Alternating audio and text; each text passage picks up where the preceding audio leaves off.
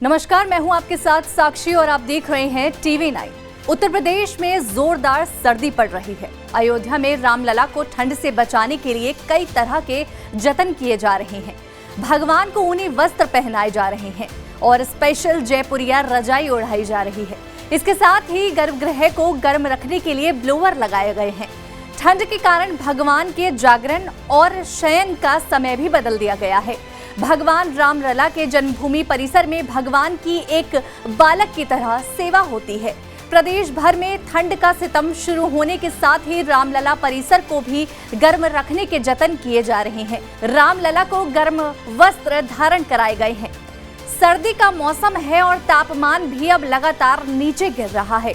वातावरण में ठंडक भी बढ़ रही है, जिसको देखते हुए बाल रूपी रामलला की देखरेख भी बढ़ा दी गई है। श्री राम जन्मभूमि परिसर में विराजमान प्रभु श्री रामलला के बाल स्वरूप की पूजा की जाती है। इसलिए सर्दी हो या गर्मी, उसी तरह सेवा होती है जैसे किसी बालक की।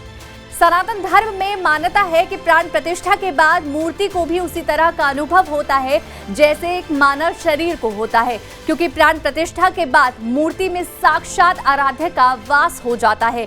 इसलिए उनको स्नान कराया जाता है, वस्त्र बदले जाते हैं, भोग लगाया जाता है, उनका श्रृंगार होता है। भोर में आरती के साथ जगाया जाता है तो रात्रि में शयन आरती के साथ सुलाया जाता है, बिल्कुल किसी जीवित इंसान की तरह।